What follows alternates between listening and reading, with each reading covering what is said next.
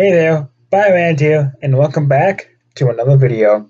Today, we are talking about Death March to the Parallel World, Rhapsody, Episode 8, Immortality.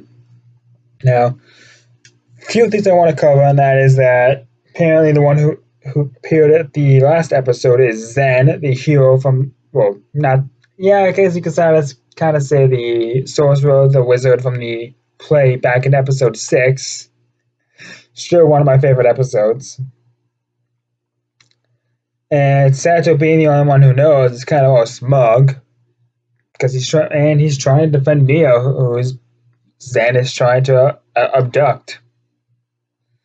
So apparently Zen became some kind of like undead creature after he died. Like I don't know how the play never really mentioned it, but I'm sure we'll find out later on. So Sato goes to save Mia at the cradle,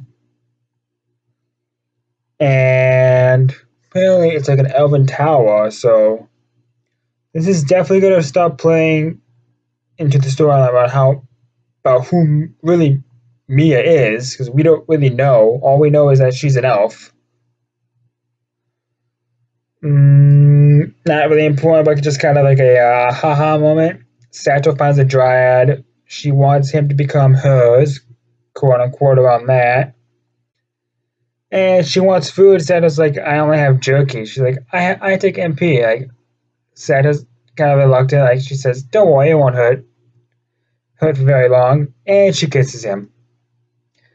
Yeah, it's kind of like an embarrassing moment for Sato, but it's kind of like a moment for us.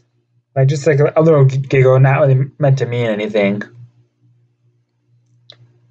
So Sato finds the room of the tower's creator.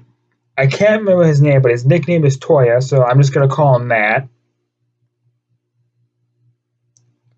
He finds out like why the cradle was created, what it was for, and apparently it was sealed, and that to unseal it, they need Mia, who apparently is a descendant of this elf, along with Nadi.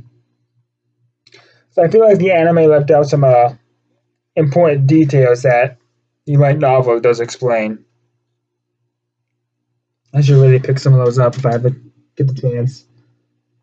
But let's get back on track. Sato goes to floor 100, finds the boss room, defeats it. Yeah, he basically sees that the golem has something written on it. Apparently, it says, I don't know. Apparently, it gives away the weakness to a point where we don't understand unless you're probably like familiar with these types of video games. Shoots in the head with one bullet. It's down. Homunculi 5, 6, and 7 are just confused. And oh yeah, there were homunculi there as well. I forgot to mention that.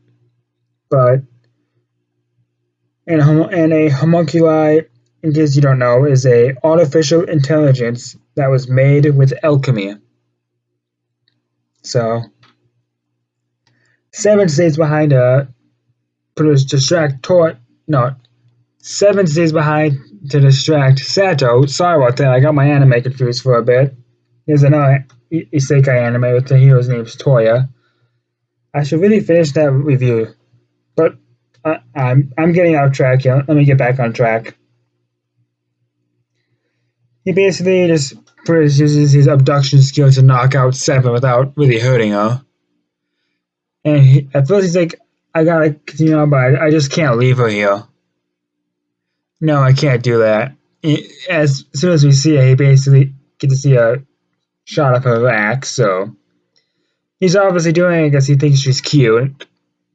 So he pretty much puts her on a bed and sees that they have a lot of weapons, armor, potions, and he thinks some of them could be useful. And I assume he takes some of those items because it's not really said if he does or not. It's mostly implied.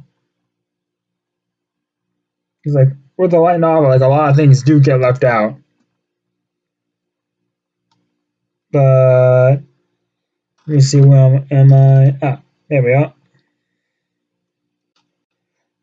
So once he finds another dryad, gets put up to same thing happens with the last one because apparently they're all the same. And apparently he goes to floor 180, gets past it, gets to floor 200 because apparently they're in sets of 20. And sorry about that. Finds the boss, challenges the boss. Zen's like, no, you don't have all the credentials yet, but if you can get past this final trial, I'll give you this holy sword. Apparently, any kid would give you a lot of money just for retrieving this sword. So I don't know what's going on with Zen. Something seems different because, like we saw in the play, he wasn't really that bad of a guy until he, well, killed a bunch of people. But I don't know. Maybe he's going to be the main villain for this arc. Maybe he's not. I don't know. But also, we get to see Homunculi 1 through 6 and number 8, because 7's still on floor 100 knocked out. And Zen gives them a boost, along with some golems. So I'm thinking, okay, they're going to have a bit of a chance. But nope, Sato got one as well. Apparently it's like the blessing of God or something, like to make them immortal or something. Like, maybe not really immortal, maybe just really, really powerful, but the fact that Sato got one as well, it kind of makes me think they're not going to really stand a chance. Any more than they would without the boost. The, the golems I don't really care about. They're just like lifeless creatures that don't have a conscience. Pretty much all they live for is to serve their purpose. Unlike with the homunculi, they actually have different personalities, a conscience. Well, not I wouldn't like to say a conscience. Like they're aware of that they are alive. Personality, awareness. They're alive, so they're living creatures. So there's that. But I don't know how. But that's really about it. So next episode is called Deeply Held Attachment. So I theorize that's going to be pretty much Santo defeating the homunculi and golem. He's probably just going to knock the 7 homunculi out like he did with number 7. Just kill the golems. And he's probably going to get the sword.